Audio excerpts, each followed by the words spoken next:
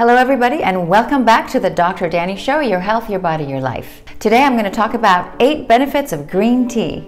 I'm also going to taste 3 different types of green tea and tell you what the benefits are of each. But first, here's the trivia question. Green tea was first introduced A, in China, B, in Japan, C, in Indonesia, D, in Texas. So let's get started and go over 8 benefits of green tea. The first one is an antimicrobial activity. So what does that mean? It helps to kill fungus and bacteria and viruses. The active ingredient is a polyphenol, and that extra part is called a catechin. And in all the research studies, those are the ones that are really helping with this antimicrobial activity. And it's been shown to help against bad breath because of that bacteria, as well as H. pylori, which is associated with your ulcers and GI trouble. And if you gargle with it, you can kill some of the stuff in your mouth and help against plaque. The second one is the anti-cancer activity. And the reason we say it has anti-cancer activities is because it has an antioxidant power charger in the green tea through that polyphenol. The cancers that have been studied to be helped by green tea are lung, oral, esophagus, and stomach. This is especially true with smokers who have a lot of cellular damage in their mouth. The third benefit is longevity, longer life. Automatically, if something has an antioxidant activity factor, it's going to help you against infection and cancer. Also, it has, what we're going to talk about next, cardiovascular protection. Things that contribute to long life are having a healthy heart, having a healthy stomach, being able to utilize your own sugar, all those good things that are needed for a healthy body. And therefore, you end up having longer life. The fourth one is carbohydrate metabolism, and the reason this works is because your enzymes that help break down carbs are inspired, they are triggered by some of the polyphenols and catechins in green tea. So this means you can use your own insulin and your own glucose better.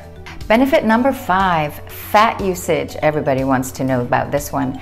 The active ingredient EGCG is a part of a catechin. That's that polyphenol that is helpful for so many things. It helps you burn fat and also helps you control your appetite a little bit because it affects your appetite hormone, so you're not hungry all the time. Also, it helps through thermogenesis, that's heat production in your body that helps burn fat. And thermogenesis happens right after eating. So you have a little green tea, it helps your body kind of use some of that stuff a little faster. The 6th benefit is helping with blood pressure. It helps to lower blood pressure.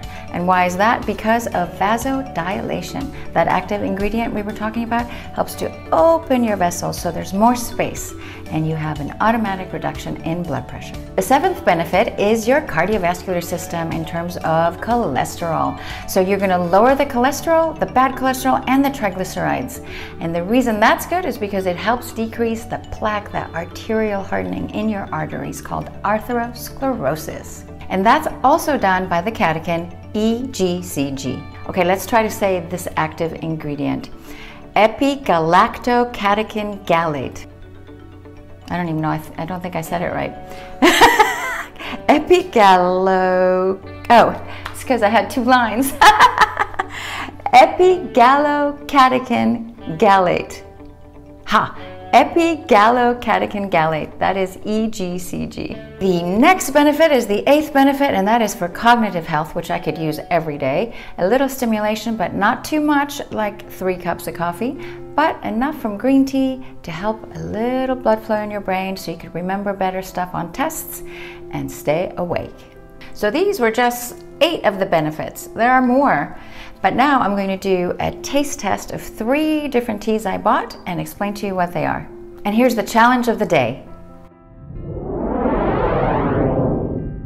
This week's challenge is for you to have 1 cup of green tea every day for 7 days and see how it makes you feel, if there's any difference, if you have more energy, or you just feel better overall.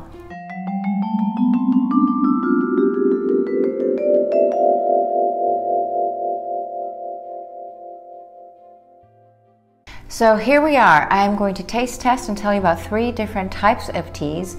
When you look into green tea, there are multiple varieties. It depends on how they are produced, where they come from, how they're roasted. So there's Chinese and Japanese. Chinese uses a hot wok, and Japanese uses steamed bamboo.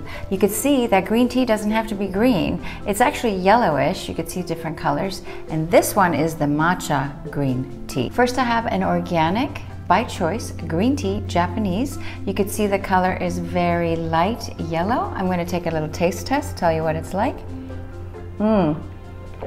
It's light. You don't want to use a lot of water. You'll lose that nice flavor. 1 tea bag, even less than 8 ounces of water. Second one is a Japanese, also matcha in a leaf form that I brewed in a hot pot. And it's a little darker. So this one's a little darker and yellow. Let's try this one. Has a little bit more of an intense bitter flavor. And lastly, we have Mighty Leaf. When you see matcha in powder form, you'll see that it is more expensive, but it has a lot of bang for your money. It is extremely intense, lots of flavor. I love it. It's powdery. You have to stir it. You can see how thick it is. I'm going to try this one. You don't need very much. You could do a teaspoon for 8 ounces or even less. This is my favorite because it has a very intense flavor, full of these catechins that we talked about before. So here you go. There are so many. Try to use organic just because we have so much pesticide, and taste test different ones and find the ones you like. And by the way, caffeine content in green tea is less than black coffee, unless you have that very diluted diner one. It has about 20 to 50 milligrams of caffeine in 8 ounces. And just like with anything, too much of a good thing isn't always great for you. So please be sure not to overkill. Have 1 or 2 cups, you're good with that. And that was my review of green tea and some of its wonderful benefits. And now here is the answer to the trivia question. Green tea was first introduced A, in China, B, in Japan, C, in Indonesia, D, in Texas.